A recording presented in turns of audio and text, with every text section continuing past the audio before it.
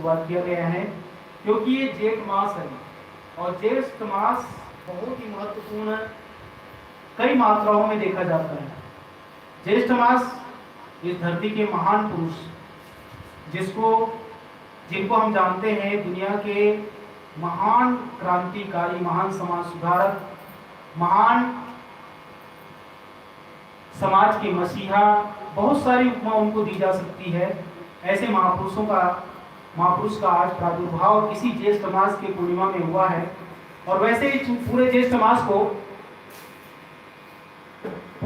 मास को कबीर जयंती के पावन उपलक्ष्य में इसे जाना जाता है, पहचाना जाता है और पूरे महीना को सदगुरु कबीर साहब जी की जयंती के माध्यम से जाना जाता है और पूरे समाज में चेतना जगाई जाती है। कुछ प्रांतों में तो पूरा महीना ही इस कबीर जयंती को मनाते हैं, जैसे छत्तीसगढ़ और मध्य प्रदेश है।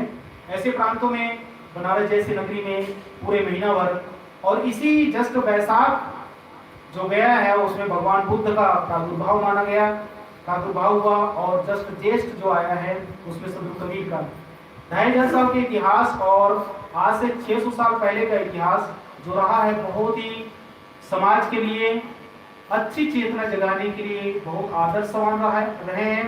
और उनको हम यदि आज देखें, आज के मनुष्य जीवन को तौले समझे और जांचने का प्रयास करें तो निश्चित ही हम भी उसी रास्ता के पथी हो सकते हैं, उसके अनुरूप यदि चले तो। आइए आज उसी रूप में हम सदगुरु कबीर साहब जी को आज के दिन हम याद करेंगे। कबीर जयंती के 624वीं जयंती हम मनाने जा रहे हैं। आज सदगुरु कबीर को इस धरती पर आए 624 साल हो गए, उनके जाने का टाइम भी हो जाता है उसमें। 624 साल इस धरती को महान रतन मिले, उसमें सबसे ज्यादा सत्य वक्ता जिनकी वाणी को जनमानस के लोग और बहुत सारे वेदांती, बहुत सारे सनातनी परंपरा के लोग भी उनकी वाणी को सुन करके अपने हृदय में थोड़ी संतावना व्यक्त करते हैं, शांति का महसूस करते हैं।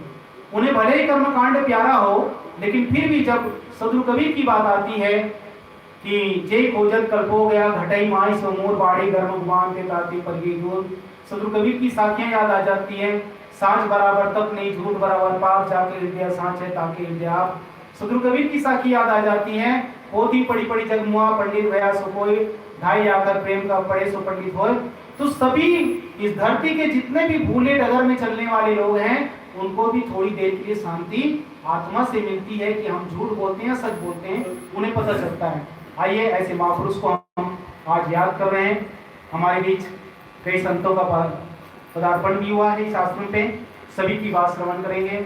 आगे हम इस कार्यक्रम को बढ़ाते हैं।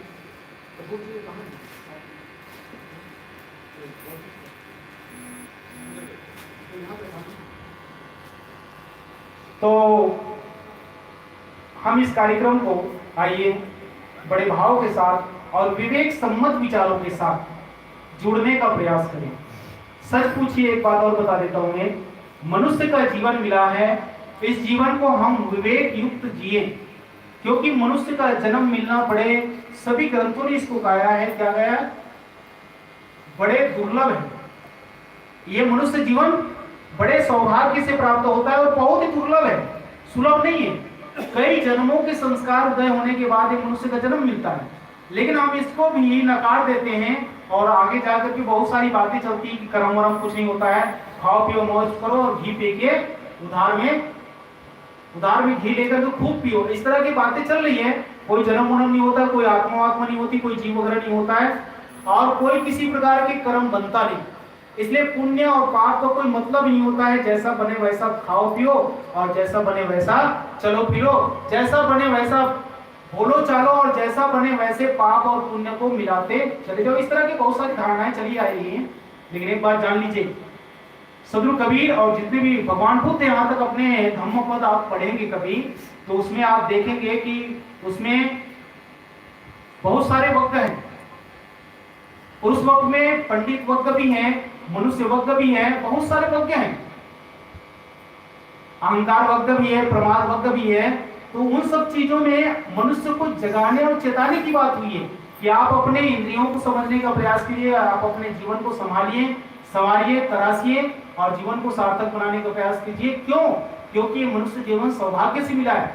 इसके बाद तुम्हें मनुष्य योनि मिले या नहीं मिले इसका कोई भरोसा